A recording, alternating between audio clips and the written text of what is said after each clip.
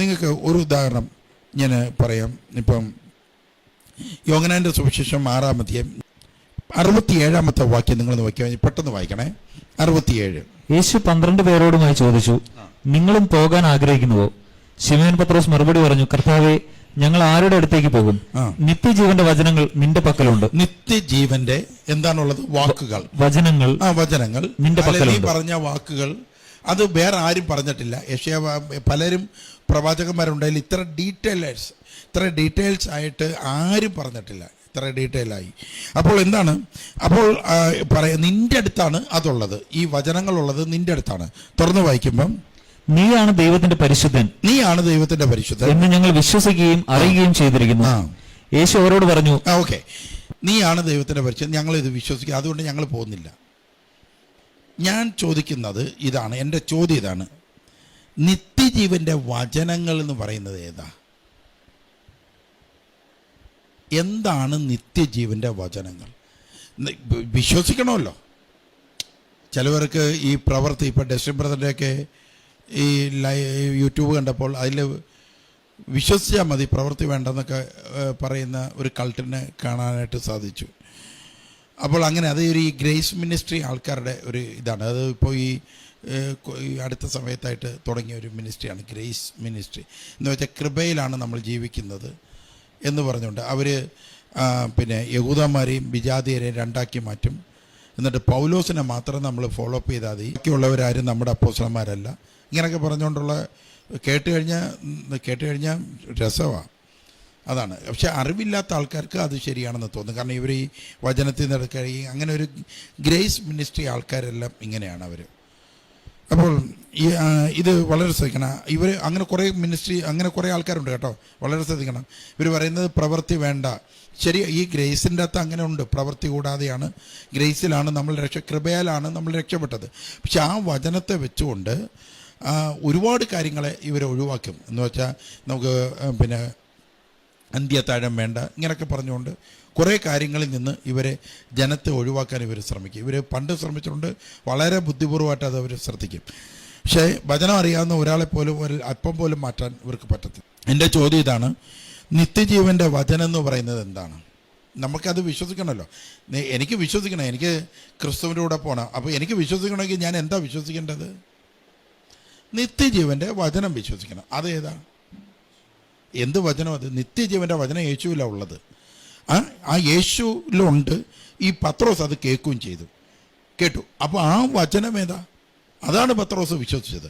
യേശു പറഞ്ഞ വചനമാണ് പത്രോസ് വിശ്വസിച്ചത്. അപ്പോൾ ആ വചനം ഏതാ? അതും പ്രത്യേകിച്ച് പത്രോസ് എടുത്തു പറയുന്നുണ്ട് അത് നിത്യജീവൻ്റെ വചനങ്ങളാണെന്ന്. ആ വചനം ഏതാ? നിത്യജീവൻ്റെ വചനം ഏതാണെന്ന് നിങ്ങൾ കണ്ടെത്തി കഴിഞ്ഞാൽ അന്ത്യത്താഴം വേണോ വേണ്ട എന്നുള്ളത് നിങ്ങൾക്ക് തീരുമാനം എടുക്കാനായിട്ട് പറ്റും.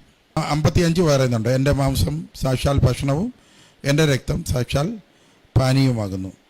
പിന്നെ എൻ്റെ മാംസം തിന്നുകയും എൻ്റെ രക്തം കുടിക്കുകയും ചെയ്യുന്നവൻ എന്നിലും ഞാൻ അവനിലും വസിക്കുന്നു.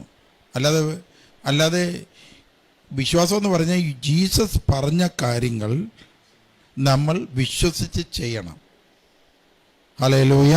അതിനെയാണ് യേശു പറഞ്ഞത് നമ്മൾ അനുസരിക്കുക എന്ന് പറയുന്നത്. അതാണ് അനുസരിക്കുക എന്ന് പറയുന്ന വാക്കിനർത്ഥം ചെയ്യുക എന്നുള്ള വാക്കാണ്. ഹല്ലേലൂയ.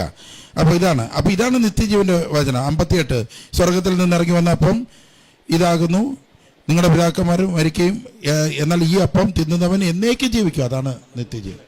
അത് പറഞ്ഞു വായിച്ചോ. സത്യം സത്യമായി ഞാൻ നിങ്ങളോട് പറയുന്നു, അല്ലേ? 53. സത്യം സത്യമായി നിങ്ങളോട് പറയുന്നു, നിങ്ങൾ മനുഷ്യപുത്രന്റെ ശരീരം ഭക്ഷിക്കുകയും അവന്റെ രക്തം പാനം ചെയ്യുകയും ചെയ്യുന്നില്ലെങ്കിൽ നിങ്ങൾക്ക് ജീവൻ ഉണ്ടായിരിക്കുകയില്ല. അപ്പൊ വിശ്വസിച്ചിട്ട് കാര്യമൊന്നുമില്ല, വിശ്വസിച്ചിട്ട് ഒരു കാര്യമില്ല. മറിച്ച് എന്താണ്? നിത്യജീവന്റെ വചനങ്ങളെ വിശ്വസിക്കണം. ആ വചനം ഇതാണ്. അല്ലാതെ യേശു വിശ്വസിക്കുക എന്ന് പറഞ്ഞാൽ പിശാചുക്കളും വിശ്വസിക്കുന്നുണ്ട്.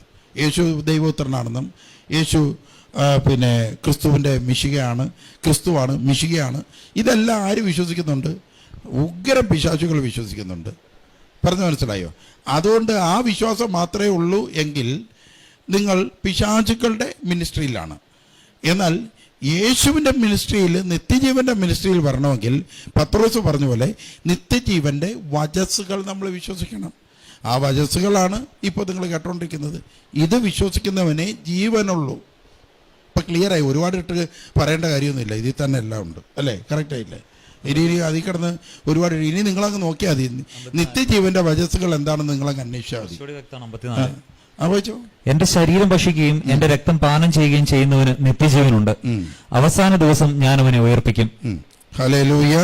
അതാണ്, അവനെ മാത്രമേ ഞാൻ ഉയർപ്പിക്കൂ. അല്ലാതെ ഈ ഗ്രേസ് മിനിസ്ട്രിക്കാർ അവരുടെ കയ്യിൽ നിന്നിട്ട് കളിക്കാറുണ്ട്. ഇതൊക്കെ യേശു അന്നത്തെ സാഹചര്യത്തിൽ യഹൂദന്മാർ വിട്ടു പിരിയാൻ വേണ്ടി പറഞ്ഞ ഒരു അടവാണ് എന്ന് വരെ പറയുന്ന വില്ലന്മാരുണ്ട്. അതാണ് രസം. അത്രയും കോമഡിമാരാണ് ഇവരെ, ഭയങ്കര രസമാണ് ഇവരെ. അപ്പോൾ നിങ്ങൾ ഇങ്ങനെയുള്ള കൾട്ടിലൊന്നും ചെന്ന് വീഴാതിരിക്കാൻ ശ്രദ്ധിക്കുക. അപ്പോൾ ഞാൻ പറയാം, ഒന്നാതെ പിതാക്കന്മാർ കുറേ കൾട്ടി വീണതാണ് ഇപ്പോൾ കിടന്ന് അനുഭവിച്ചുകൊണ്ടിരിക്കുന്നത്. അതിൻ്റെ കൂടെ ഈ പാരമ്പര്യം, നമ്മുടെ വിശ്വാസ പാരമ്പര്യം ഉണ്ടല്ലോ, ആ പാരമ്പര്യത്തിൽ നിന്ന് വഴിമാറി പോകുന്ന പുതിയൊരു കൾട്ടിലും കൂടെ ചെന്ന് ചാടി അടുത്ത കോടാലിയും കൂടെ ഒപ്പിക്കാതിരിക്കാൻ നിങ്ങൾ ശ്രദ്ധിക്കുക.